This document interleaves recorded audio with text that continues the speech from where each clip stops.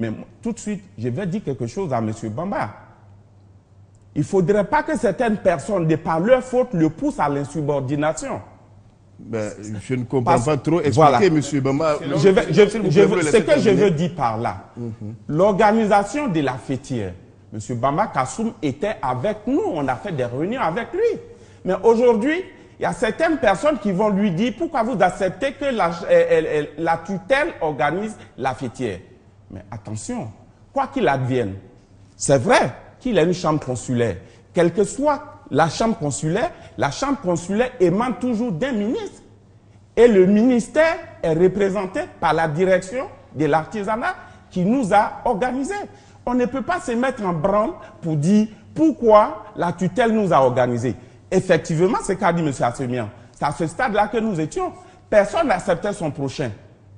Quand on dit allons chez X, l'autre dit moi je ne vais pas là-bas. Quand on va chez Y, on dit on ne va pas là-bas. Mais attendez, nous n'allons pas rester dans une telle situation que nous très bien, organisons. Monsieur Soro, s'il vous plaît, très bien, j'ai compris cela, mais jusqu'à présent, je n'ai pas vu d'opposition entre la tutelle et... Donc, s'il vous plaît, vous laissez Monsieur Bamba répondre et puis ensuite vous allez réagir. Oui, Monsieur Bamba. Vraiment, Monsieur Fofana, je voulais dire ramener Monsieur Koné à sa copie pour qu'il se renseigne mieux sur les institutions dans son pays. Il n'y a pas d'insubordination. Je ne suis pas assujetti au ministre. Il va m'amener à dire des choses alors que nous travaillons en parfaite intelligence. Je suis une institution consulaire autonome. J'ai une autonomie financière, j'ai une autonomie, en tout cas, parce que de par la volonté et par sa constitution. Vous comprenez bien, lorsque M. Bamba dit j'ai une autonomie financière, il parle de la Chambre nationale de métiers de Côte d'Ivoire. Voilà, oui, je parle de la Chambre nationale de métiers de Côte d'Ivoire. Le ministre, je relève de deux ministères, sous la tutelle technique du ministre du Commerce et de l'Artisanat et sous la tutelle financière du ministre du Budget. Alors donc, c'est pour vous dire, quand il est question de budget, je m'adresse au ministre du Budget. S'il est question technique, je m'adresse au ministre de l'Artisanat. Donc, il n'y a pas d'insubordination ici, mais en tout état de cause. Ce que je vais dire à M. Koné, comme M. Assemian le sait, il est inscrit dans le code. Avant, pour adhérer à la Chambre de métier, c'était par adhésion. Mais aujourd'hui, pour avoir le statut d'artisan en Côte d'Ivoire, il faut être répertorié à la Chambre nationale de métier. Et c'est par obligation. Et c'est la loi, force reste à la loi. Et c'est pour ça que je viens vous dire qu'il n'y a pas d'insubordination. Et j'ai même félicité la décision et l'initiative que le ministère a pris à son temps pour regrouper ces personnes. Mais Assemian vient de le dire, mais nous sommes dans un pays libéral. Nous ne pouvons pas prendre la chicotte derrière des personnes qui ne veulent pas adhérer à une fédération. Mais quand il va dire qu'il a 52 associations, lui il a 2, mais je dis aussi qu'ils comprennent l'associativité en Côte d'Ivoire et il n'y a pas de supériorité. Je suis par ailleurs le maire d'une commune en Côte d'Ivoire. Mais j'ai les mêmes attributions que le maire d'Abidjan, c'est-à-dire le maire de Yopougon. Peut-être il est avant moi par les recettes. Mais il ne peut pas dire que parce que Yopougon est plus grand que Tchourouniaradougou, qu'il est un super maire. Donc, un président d'association ou bien de fédération, écoute, nous allons régler ça avec les dispositions de la loi, ensemble avec le ministère. Très bien, M. Soro. Quand on parle de 52 associations, oui, ils ont les preuves, il ne faut pas réunir 7-10 personnes pour venir déposer les pépéras au niveau de la TIRA pour dire qu'on a des associations. Les images que vous voyez là, du camp commando jusqu'à Bobo, nous on maîtrise tous ces casques-là. Ce n'est pas des experts. Parce que nous on a besoin à notre tête des experts pour nous diriger. Parce que depuis Zakwa Kobena jusqu'à l'heure actuelle, mais je le dis à haute et intelligible loi à mon doyen, Assemian, qu'on a avancé d'un iota, je le dis clairement. Et Dieu merci que nous parlons d'émergence aujourd'hui. Et que l'émergence passera par nous ici, les métaux mécaniques, si on arrive à le maîtriser. Voilà un peu comment ça se passe. Et quand même je m'adresse à la RTI, et dans un dossier sur la 2, qui passait dimanche, on se promenait pour chercher des forgerons qui font le marmite. Mais je vais vous dire que la Côte d'Ivoire, dans toute la sous-région, est le premier pays consommateur d'aluminium. Et les mêmes, pour rafraîchir la mémoire des chercheurs d'images au niveau de la RTI, au lieu d'aller filmer les forgerons à Boaké ou bien dans les bas quartiers, ils n'ont qu'à aller à PK18 c'est le plus grand, c'est une usine de transformation, oui, non, de fabrication de marmites. Et nous-mêmes, on arrivait à fabriquer des pièces détachées, des SG2 là-bas. Oui, sauf que je vous rappelle que lorsque la été part de la Côte d'Ivoire, ce n'est pas seulement PK18, on a le droit de faire tout le tour sur l'ensemble du territoire national. C'est pourquoi on va aussi à PK18. Moi, je défends ceux qui sont sur oui, comme on dit que moi, j'ai suis deux associations, je montre que je suis c'est une chaîne nationale. Voilà. Nous partons partout, à l'ouest, au nord, au sud, et puis voilà. On ne reste pas seulement à PK18. Okay. Je crois qu'il faut... oui, monsieur Yavou Assebe. Oui. Non, enfin, moi, je pense que il ne va pas ouvrir le débat. Sincèrement, il ne va pas ouvrir le débat. Je crois que j'avais demandé pourquoi, au niveau des ferrailleurs, il n'y a pas d'entente. Surtout que les mails qui m'étaient présentés étaient des mails qui montrent qu'il y a quelques petits problèmes au niveau de la ferraille, etc. Mais face à ces problèmes, que font les associations? Qu'elles appartiennent à une fêtière ou une association donnée? Qu'est-ce qu'elle fait? Ou qu'est-ce qu'elles font, ces associations-là, pour résoudre le problème? Moi, je pense que c'est là le problème. Tout le reste, bon, pour moi, vraiment, ça ne m'intéresse pas comme débat. Sincèrement, ça ne m'intéresse pas beaucoup. Oui, allez-y ensuite, M. Koné. M. Fofana, oui. Vraiment, le thème de ce débat, c'est qu'est-ce que ce secteur peut apporter à l'économie de la Côte d'Ivoire. Oui, nous irons étape par étape. Voilà, donc nous irons je pense qu'on a au moins... C'est bien de savoir ce qui se passe parce que très souvent c'est la mauvaise manière de régler les problèmes. Ça, on ne dit pas ce qu'il faut et puis ensuite on passe à une solution. Mais ça va se régler par la loi. Voilà, donc ce serait bien qu'on parle de tout aujourd'hui, qu'on dit qui a fait quoi avant de dire quelle est la solution. Et très souvent c'est ce qu'on ne dit pas. On sait bien cacher les choses très souvent. Oui, allez-y, M. Kouni. Oui, M. Fofana, vous voyez, il y a une situation vraiment il faut qu'on essaie de se comprendre. Et je voulais encore m'adresser à M. Bamba. On n'a jamais régné qu'il est notre tutelle, qu'il est vrai. Nous sommes une émanation de la Chambre. On n'a jamais régné ça. Le voilà ici. Ça dit qu'il y a des choses qu'il ne faut pas faire. On parle d'organisation. On organise. Effectivement, je suis d'accord qu'on dise qu'il y a des gens qui ne sont pas d'accord pour aller en fêtière. On ne peut pas obliger quelqu'un de venir dans la fêtière. Oui, vous êtes là, unanime sur là-dessus, il n'y a pas de problème. Si une association X dit moi, je ne vais pas. On débute ensemble. Et il a dit tout à l'heure, c'est parce qu'il a émis des idées qu'on n'a pas acceptées qu'il s'est rébellé. Ça, c'est libre à lui.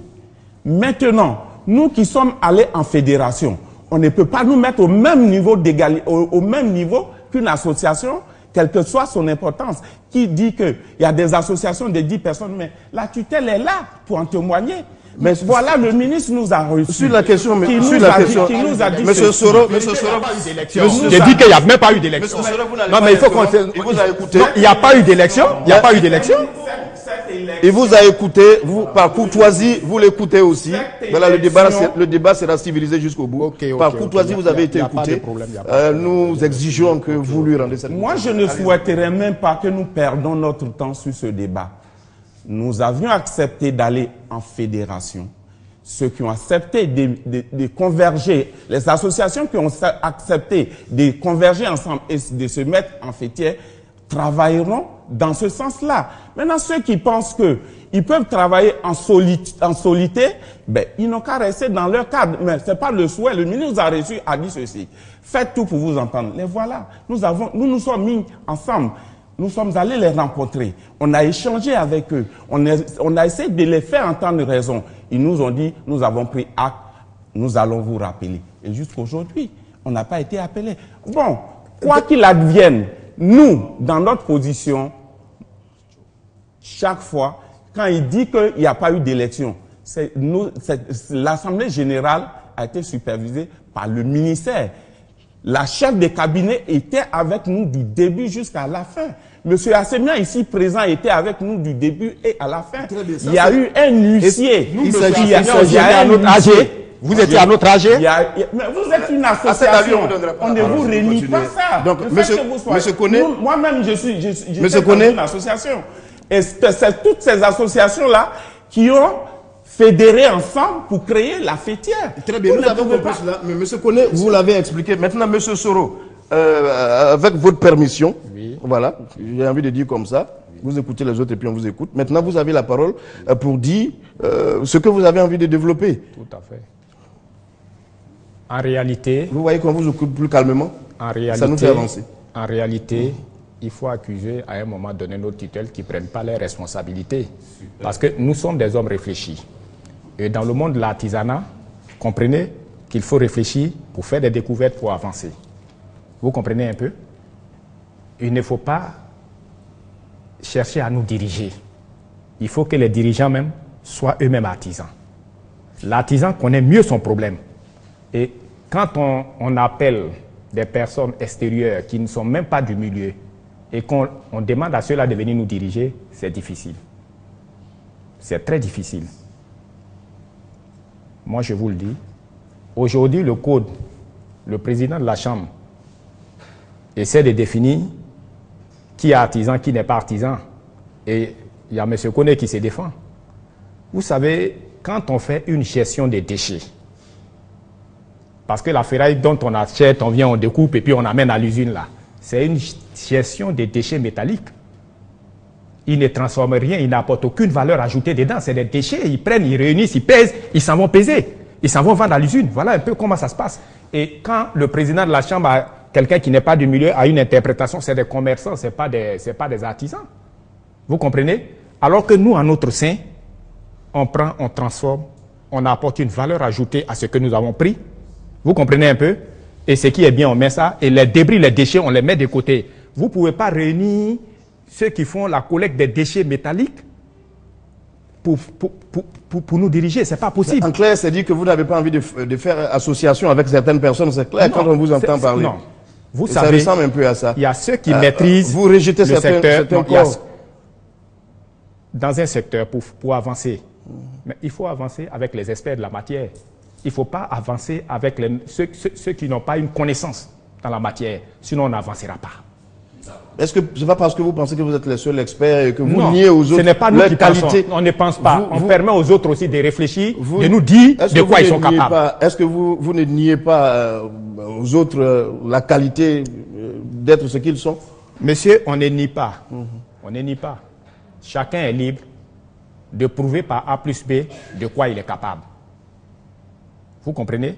Chacun est libre de nous dire je fais une expertise en récupération ou bien je suis expert dans tel truc. Vous comprenez? Il y a plusieurs domaines. Il y a plusieurs domaines au niveau des casses. Hein. Il y a plusieurs secteurs au niveau des casses.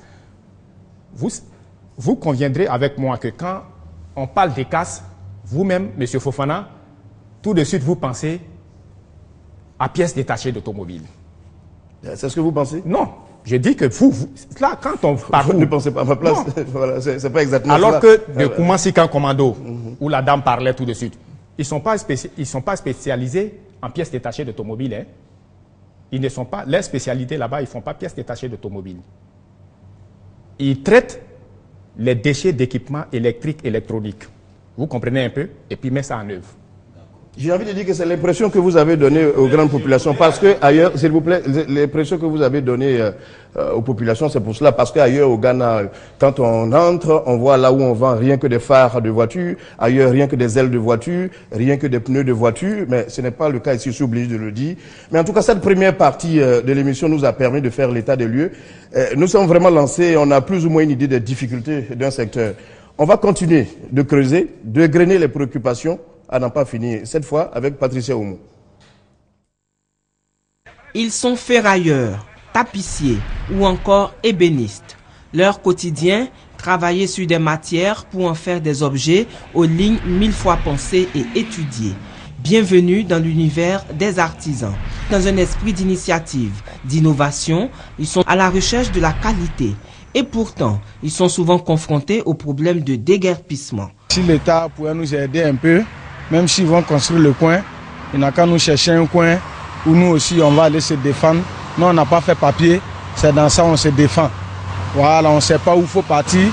Que si on a si soleil ici, c'est et on attend pour qu'ils viennent nous chercher un coin où on puisse se défendre. Nous on travaille pour le pays. L'affaire des cartes, on est en train de mobiliser les artisans pour qu'ils puissent se faire identifier au niveau de l'Assemblée nationale des métiers. Et en plus de cela, bon, on va nous déplacer de là pour aller sur un nouveau site. Bon, mais on ne sait pas réellement où nous allons partir. et quelles conditions nous allons partir de là. Un artisan est officiellement reconnu comme tel s'il justifie soit d'un diplôme ou d'un titre homologué dans le métier exercé, soit d'une immatriculation au répertoire des métiers pendant au moins 6 ans. L'institution des artisans, c'est-à-dire la Chambre nationale des métiers de Côte d'Ivoire, enregistre environ 120 000 artisans immatriculés à ce jour au registre des métiers, soit plus de 2 millions sur le territoire. Plein d'espoir, les artisans souhaitent que ce nouveau code les accompagne dans toute démarche administrative. Il y a trop de taxes à payer. On paye parking, on paye encore les impôts, on paye la mairie, on a plein de taxes qui ont augmenté, on ne comprend rien. Et franchement, sur ce côté-là, nous sommes à bout. Le métier de l'artisanat a besoin d'une bonne formation dans les écoles et ici nous rencontrons des difficultés car les jeunes ne sont pas bien formés dans les écoles d'apprentissage et nous sommes obligés tous les jours de les former au quotidien, de prendre des stagiaires qui ne sont pas bien qualifiés et de les former chez nous dans les entreprises. Donc le plus gros travail se fait dans l'entreprise et ne se fait pas dans les écoles. Pour le ministre du Commerce, de l'Artisanat et de la promotion des PME, la formation et la qualification des artisans demeurent une priorité. Avec la formation, vous pérennisez une activité. Vous formez aujourd'hui les artisans de demain, vous formez aujourd'hui ceux qui assurent la compétitivité et la pérennité des entreprises de demain. C'est pour ça que la formation est importante au niveau des chambres consulaires.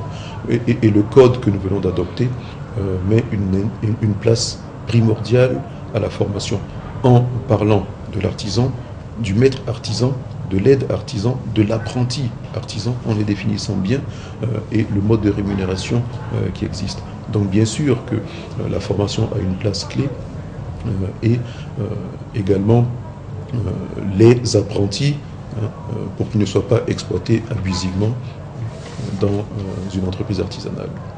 Les professions artisanales sont regroupées dans 4 domaines: l'alimentation, le bâtiment, la production et les services. Le secteur se présente aujourd'hui comme un excellent créneau, porteur, eu égard aux immenses potentialités qu'il renferme en termes de création d'emplois, de valorisation de produits locaux, de génération de revenus et de contribution à la lutte contre la pauvreté. Nous avons fait la moitié du temps et ce reportage de Patricia Aumou va nous permettre de parler des préoccupations majeures du milieu. Il y a beaucoup de choses, c'est sûr. Tout à l'heure, on va égrener avec vous. Mais monsieur Yapo Assimia, je voudrais m'adresser à vous tout de suite. Nous tous, on a entendu parler depuis des années de la délocalisation des CAS, à commencer par Adjamé. Où en est-on? Bien, alors il faut dire que le projet de localisation de la CAS d'Adjamé sur Dotré est un vieux projet qui date du temps des 12 chantiers de l'éléphant d'Afrique. Et donc était prévu une gare routière moderne sur le site actuellement occupé et puis une casse moderne en Dotré. Initialement, c'est un espace de 43 hectares et puis par la suite, on est passé à 80 hectares. Alors, ce site a fait l'objet de communication au Conseil des ministres, puisque le Conseil des ministres a donné son autorisation pour que cette casse puisse être construite. Et donc les artisans qui sont sur le site d'Adjamé puissent être délocalisés. Mais comme vous savez qu'il y a eu une crise de 10 ans, et pendant ce temps, le site qui avait été, disons, identifié pour recevoir les artisans a été occupé. On dit souvent que la nature aurait du vide et des gens sont allés s'installer et il y a du bâti. Vous savez, il y a un phénomène en Côte d'Ivoire. Je ne sais pas si ça existe ailleurs, mais en Côte d'Ivoire, quand quelqu'un se rend compte qu'il y a un terrain qui n'est pas occupé, qu'est-ce qu'il fait? Il vient d'abord avec un chargement de sable.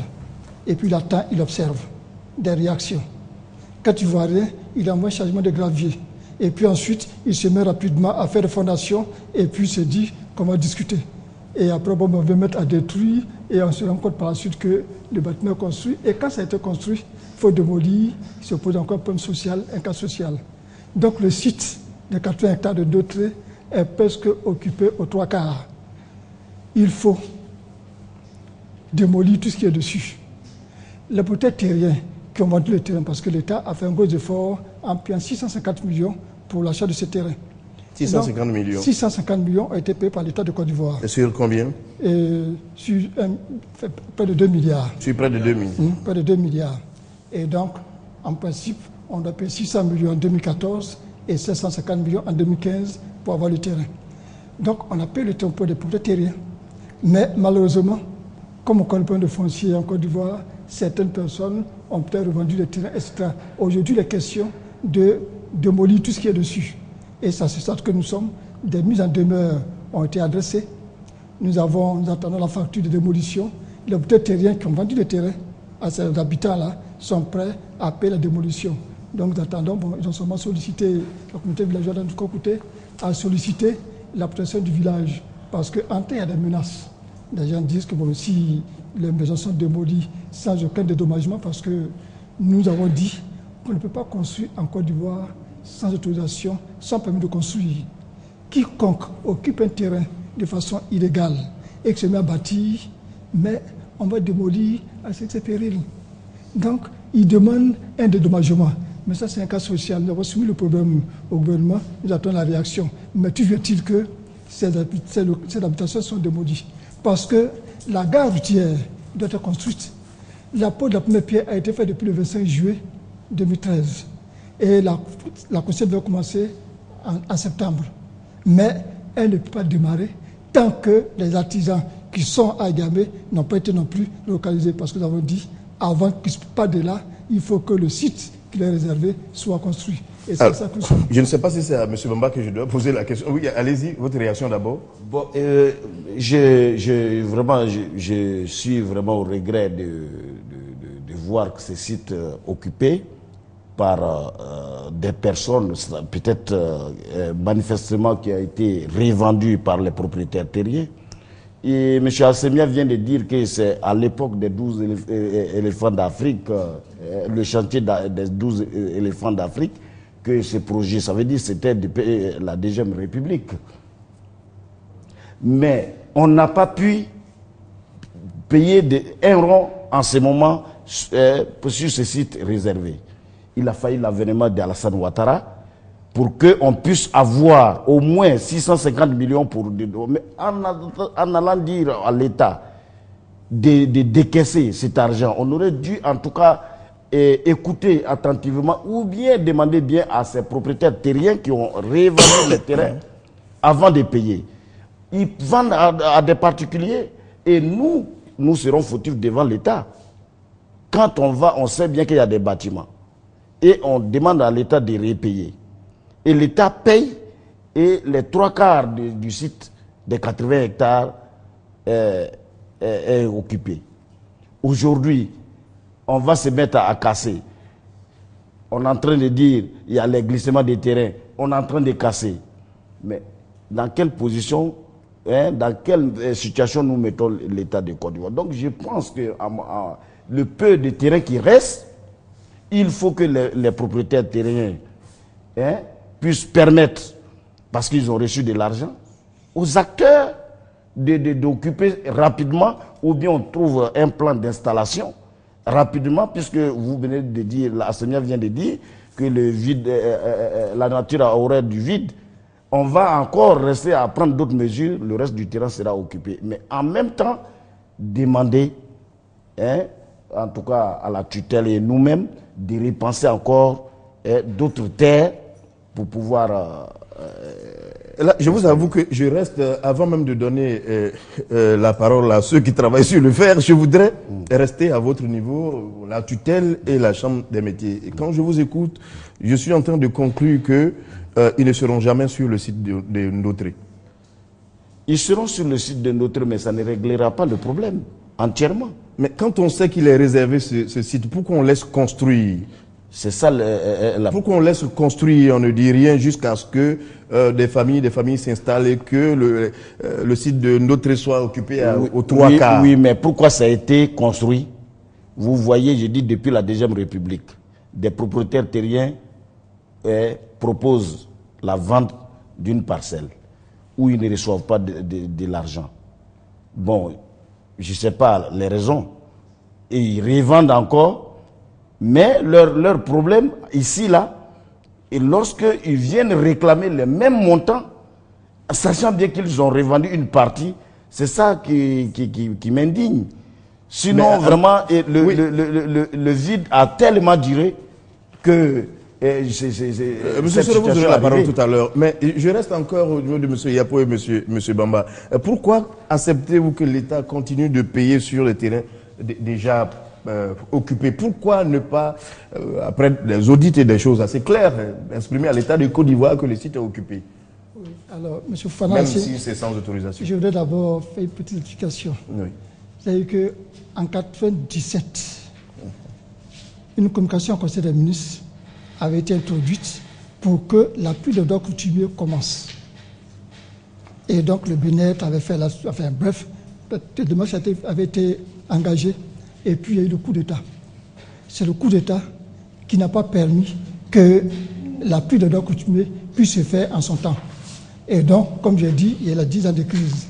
Maintenant, vous dites, comment se fait-il qu'on ait constaté, il dit pourquoi, ayant constaté que le train était bâti, on a demandé à l'État de payer. Mais avant que ce soit à ce stade, c'était en 2012, où le gouvernement devait remettre le premier chèque de 150 millions à la communauté villageoise. Le ministre de la Constitution, M. Sanogo qui est encore là d'ailleurs, le ministre de la Constitution en son temps, et le ministre de l'époque, en charge de l'artisanat, s'étaient rendus sur le terrain. Et le ministre de la Constitution a dit, tous ces terrains, tous ces bâtis qui sont sur le terrain, le sont sans aucune autorisation. Donc, il n'y a aucun problème. Et donc, c'est avec lui que là, le ministère ne se sent pas obligé vis-à-vis de quelqu'un parce qu'il n'a pas donné d'autorisation. C'est logique. Alors, monsieur Fofana, vous allez demander en mariage une femme que vous avez rencontrée. Et on vous dit, voici la dot qu'il faut payer. Vous payez la dot. Et au moment où vous n'avez pas votre femme, on dit, ah, elle se trouve quelque part. Mais vous n'avez pas affaire, vous n'avez pas affaire à personne chez qui se trouve la femme. Ou bien on vous donne la femme, ou bien vous restituez la dot. Mais quand on vous dit, ne nous en faites pas de toute façon, le temps vous l'avez, il vous appartient. Les autorités terriens n'ont jamais contesté à l'État de Côte d'Ivoire le droit d'appartenance. C'est-à-dire que le droit de propriété, c'est-à-dire que le terrain nous appartient. Ça, ils le reconnaissent. Ils disent, ils sont prêts à faire démolir. Ils sont prêts à démolir. Le financement existe à leur niveau. Ils ont appelé tous ceux qui occupent le terrain à venir recevoir un dédommagement. Sauf que les gens demandent qu'on dédommage leur bâtiment. Ça, c'est un problème. Ça, ce n'est pas de nous. Donc, nous ne sommes pas en erreur. C'est-à-dire que très clairement, vous êtes en train de nous dire, quoi qu'il arrive, le site de Ndotré sera occupé par ceux que vous avez désignés, les artisans. Absolument. Très bien. Oui, monsieur Soro. Je m'estime heureux parce que M. Assemia est sur le plateau. Depuis 1997, j'ai participé à la visite de ce site-là avec le ministre Sakba. Et aujourd'hui encore, je suis à l'artisanat en train de gérer une association. C'est dit, j'étais au début du film et je suis là. Il faut dire que quand il y a une incapacité de gérer une situation au niveau d'un ministère, il faut qu'on le reconnaisse et qu'on essaie de réfléchir pour savoir la méthode à adopter pour avancer. Vous comprenez un peu, non? C'est une volonté politique pour ne pas vouloir construire cette casse pour nous les artisans. On a la Chambre nationale des métiers où il y a les maçons, les menuisiers, tout le monde là-bas qui nous gère. On nous donne un site. Le problème, c'est l'État qui devait payer les droits, le financement aux villageois. Mais l'État aussi n'était pas obligé de tout verser. Peut-être que par des conventions, on peut verser une partie et puis on négocie, on verse le reste. J'étais à la passation de charge de l'ex-ministre, l'artisanat, oui, de l'ex-ministre l'artisanat, qui a pris une chemise où il disait au nouveau ministre venant, mais d'autres serait construit en 6 mois. Vous comprenez, non? Mais le nouveau ministre qui est arrivé, il y a plus de 6 mois. J'ai posé moi-même la question au ministre, mais votre prédécesseur vous a remis une chemise où on dirait que tout le plan d'un d'autre est fait dedans, hein, par des Chinois. Est-ce que d'autre là s'est construit? Est-ce que d'autre est construit? Et c'était devant M. Assemia, responsable de la cellule technique du ministère. C'est son rôle, c'est à lui d'interpeller, à M. le ministre, mes artisans en métaux mécaniques là, qui sont sur le site de la gare routière d'Adjamé. Mais il faudrait qu'on pense à eux. Je vous assure que si tout était bien coordonné, Mais peut-être que les Chinois avaient fini de construire notre casse moderne et puis on allait discuter les modalités. Non, mais là, je laisse rapidement M. Yapo répondre là-dessus et puis je donne la parole à M. Bamba. Oui, allez-y. Moi, c'est quand sur un plateau, il y a des convérités que je n'aime pas beaucoup et je préfère qu'on avance. Parce que là, il dit des choses qui ne sont pas du tout justes.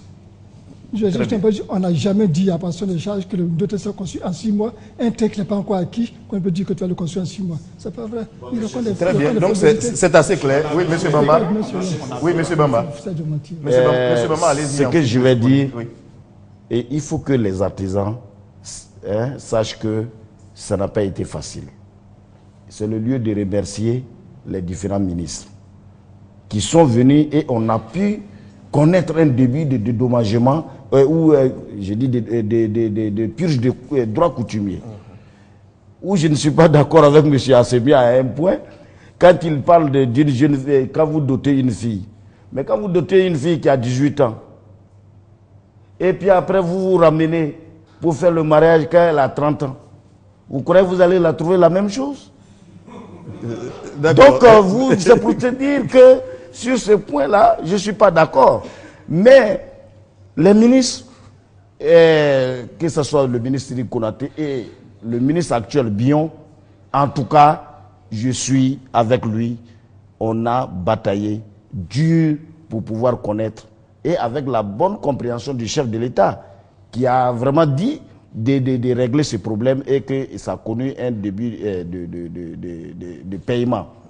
Alors donc ce que nous allons dire maintenant, le site, c'est vrai on a dit qu'on va donner un peu d'argent aux gens par rapport pour qu'ils quittent, mais eux ils exigent le montant de leur bâtiment, ça devient un cas social. Donc si le ministre nous a dit à l'époque que ceux-là n'ont aucun document, alors donc qu'il présente en tout cas un test en conseil des ministres pour ordonner le dégagement de toutes ces personnes et permettre à nos artisans, parce que bientôt la gare va être construite. Mais les artisans, où on va les mettre? Et ça tombe bien, je profite de l'occasion que la loi fait obligation aux différents maires qui vont bâtir leur ville, de réserver des parcelles, à commencer par moi-même, parce que moi je suis maire. Ah oui, alors donc, je vous l'aurais rappelé dans tous les cas. Voilà. Donc, oui, je sais bien qu'il me fait des signes, mais je sais que j'ai déjà prévu cela parce que j'avais l'avant-propos le jeu de la loi. Donc, je pense que c'est à ce prix que nous pourrons sauver. Mais, en tout état de cause, le signe de notre ne réglera pas le problème, mais c'est un début de commencement. Il ne faut pas qu'on épilogue sur le sujet. Il faut qu'ensemble, avec le ministère, on essaie d'identifier encore un autre terrain pour régler définitivement le problème du recasement de nos acteurs. Voilà, c'est assez. Oui, M. Koné. Je voudrais dire que dans cette situation-là,